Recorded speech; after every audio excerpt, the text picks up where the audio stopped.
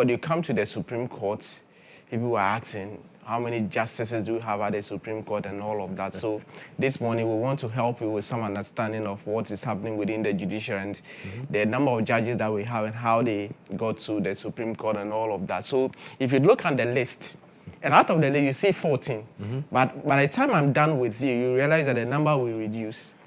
Yes, the number will reduce, and I'll tell you why the number will reduce. Certainly. So on the list of the justices that you have, number 1 is the Lady Chief Justice, Justice Torkornoo.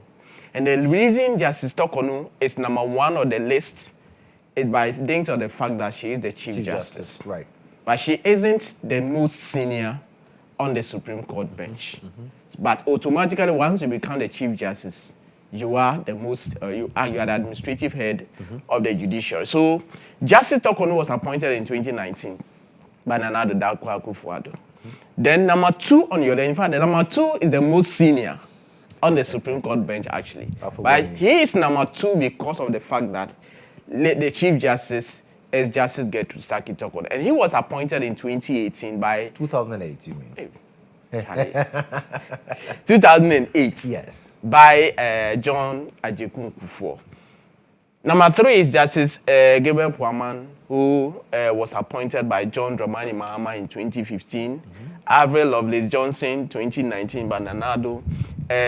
Isifu Umoru Tanko Amadu, also by Nana Ado. Henrietta Joy Abena Nyakon Mensa Bonso Nana Ado in 2020. So Tanko,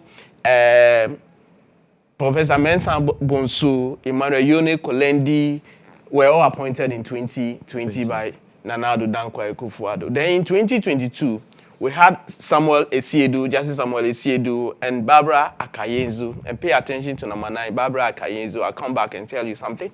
All of them were appointed in 2022.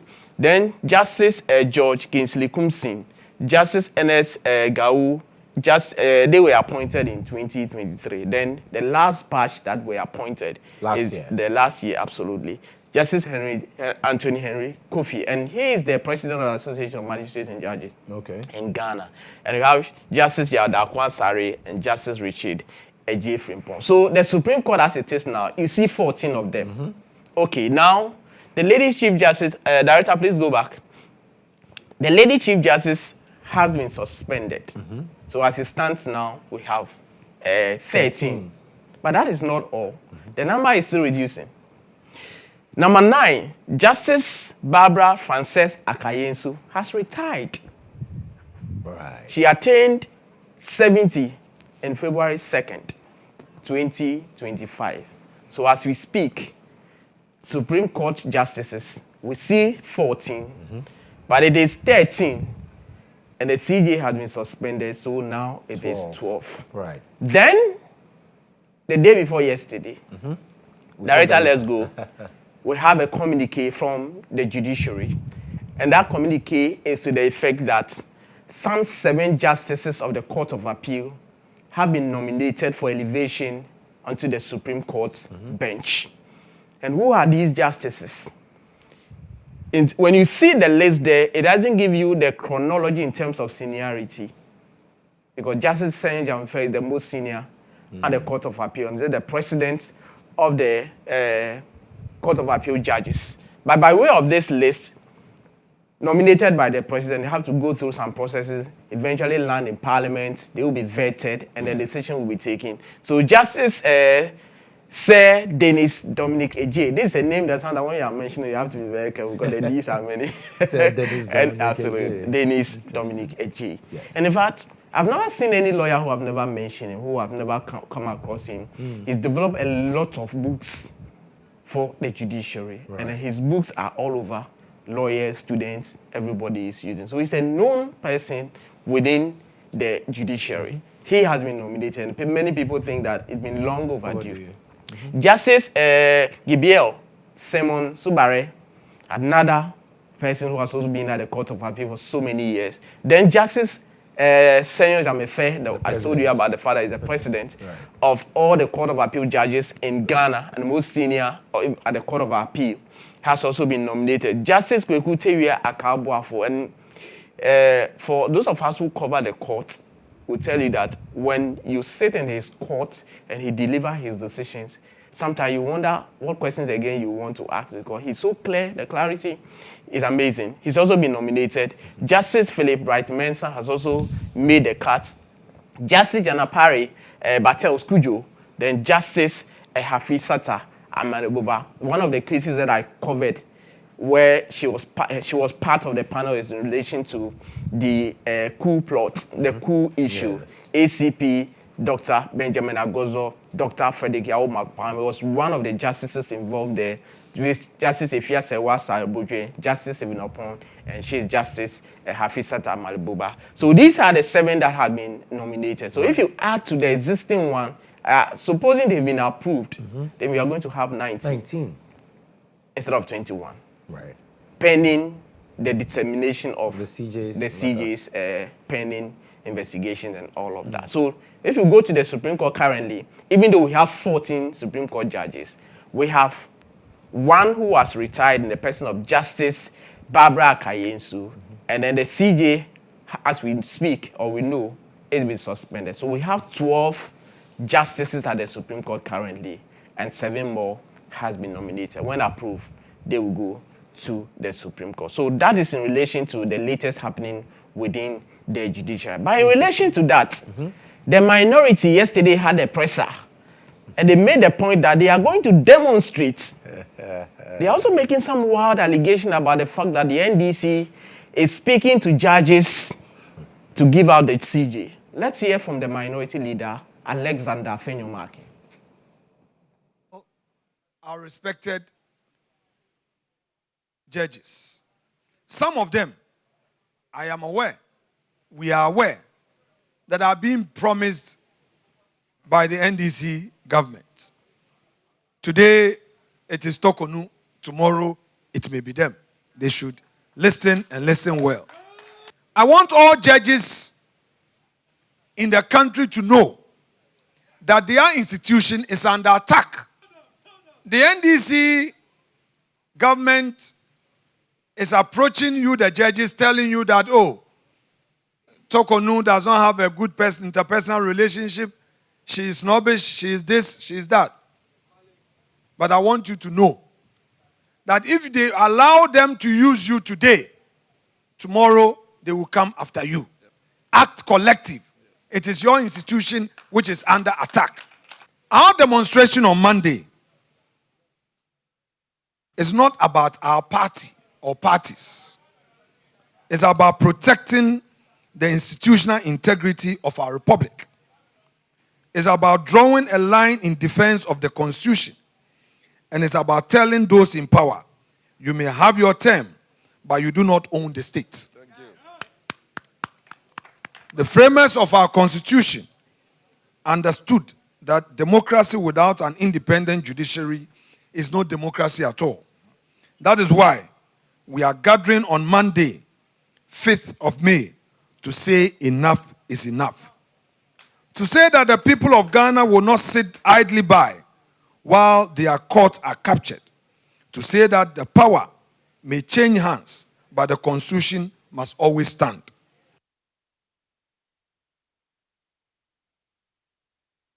Alexander Afenyomaki. And interestingly, those are 3 lawyers.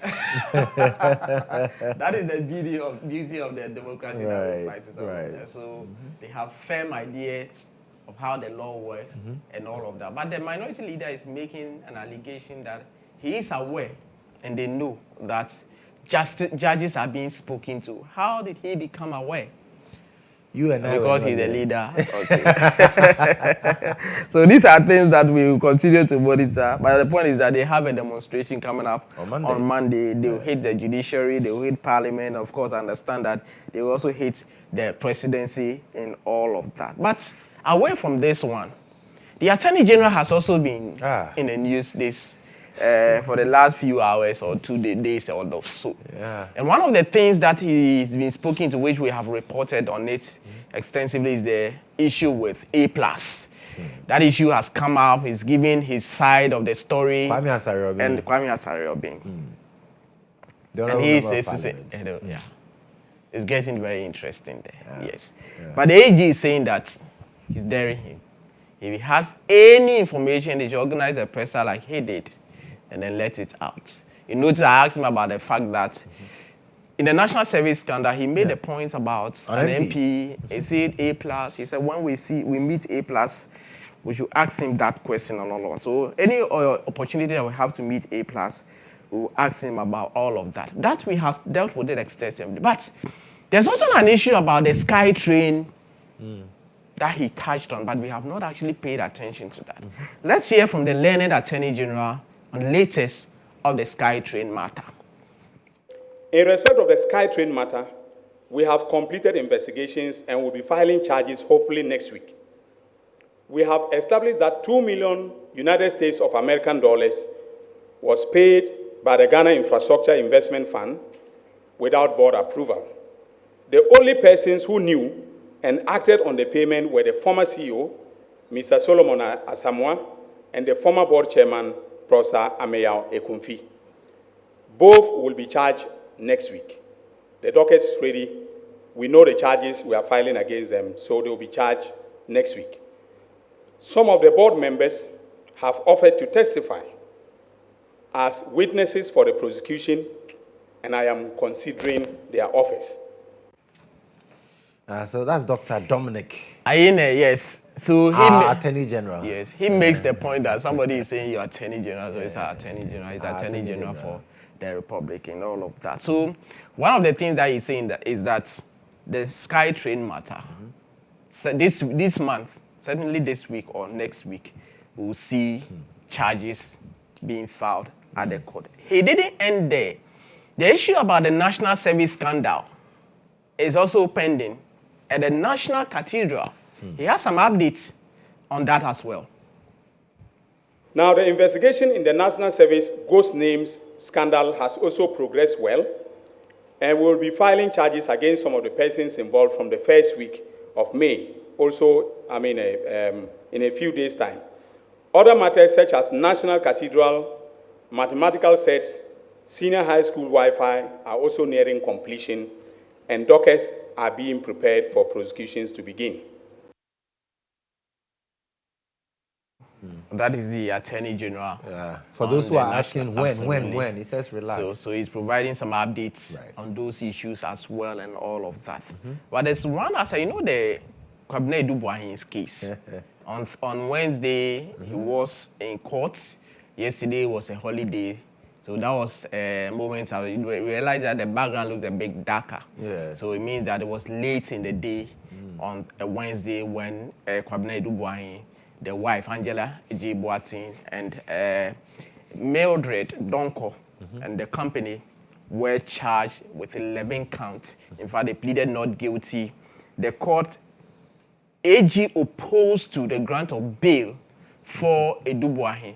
That's Kwabena Adu-Boahene. That's Kwabena Adu-Boahene on your screen when he was leaving the premises of the court moments after the court adjourned the matter to today. In fact, but his counsel, Atachia, is not dressed for court, is he? Yes, so there was a reason he was not. So if that became an issue even in court, make the point that they were ambushed into court. Right. So that is how come they were not properly dressed. Okay. But the AG also made the point that yes, they had the charges as far back as last week on Monday. Right. And so they were aware that their client was going to be charged or arraigned in court. So he makes the point that yes, but the court said, as it stands now, let's take the plea of the accused persons. If there's anything, it will be dealt with subsequently. Okay. The court, the AG opposed the grant of bail to Kwabena Adu-Boahene. One of the things that he mentioned was the fact that it was a flight risk and it's been interfering with witnesses because surveillance has shown. Lawyers of the accused person or the defense lawyers led by Samuel Atajian opposed to that and said, no, that is not the situation. So the court said, if that is the situation, I am going to allow the suspect or the accused person to be on their previous bail conditions. You notice that the High Court reduced or varied the bail conditions that were granted them earlier by Yoko. The court said, be on it until today. Today, they want the Attorney General to come and show by way of documentation why or on the premise to support the point that Kwabena Adu-Boahene is interfering with witnesses. So today, and in fact, it will be dealt with in chambers. The court will make that point, and then the parties will meet the judge in chambers, argue their case out. They will know whether they will be on, he in particular, because the others, the AG said it doesn't oppose to the grant of bail. So the court will now deal with him. If the court agrees that there's nothing that warrant that he be held in custody, then the bail will continue. But if the court thinks otherwise, then it means that the bail will have issues. They will have to remand him and all of that. But people will think, Adu-Boahene, is that all? The Attorney General has been saying that there's another scandal in which he's involved. Let's hear from the AG. Our diligent investigation team came across yet another scheme hatched by Mr. Adu-Boahene, this time involving Ghana Water Company Limited. This criminal enterprise involved the purported provision of secured internet services to Ghana Water Company Limited by the erstwhile Bureau of National Communications, now National Signals Bureau. The contract document showed that Ghana Water was to pay BNC, that is the national BNC, the sum of 650,000 Ghana cedis every 2 weeks for secured internet services from BNC, that is the Bureau of National Communications. However, for purposes of the payment, Correspondent Adu-Boahene provided the account details of his company, BNC Communications Bureau Limited, to Ghana Water, which religiously paid for the internet services. In other words, every 2 weeks when 650,000 Ghana cedis of money from Ghana Water left the bank accounts of Ghana Water, instead of going to the National Signals Bureau account, it went to the account of a company known as Bureau of National Communications, owned by Correspondent Adu-Boahene and his wife. Right. So Ghana Water scandal. Yes. So Correspondent Adu-Boahene, for those who are thinking that it's only the National Signals Bureau case that is involved, the AG is making another claim that Ghana Water Company is smarter, and this one, the sum involved is much more higher than what we have already seen. And in the coming days, the AG makes the point that charges will be preferred against him. But back to what happened in court the last time, we've been engaging attached here, counsel for Adu-Boahene, and he said, like, look, the AG doesn't have anything to show. Let's hear him. For the Attorney General to show whether there are any residual investigations to be done, because he's insisting that Adu-Boahene should be remanded.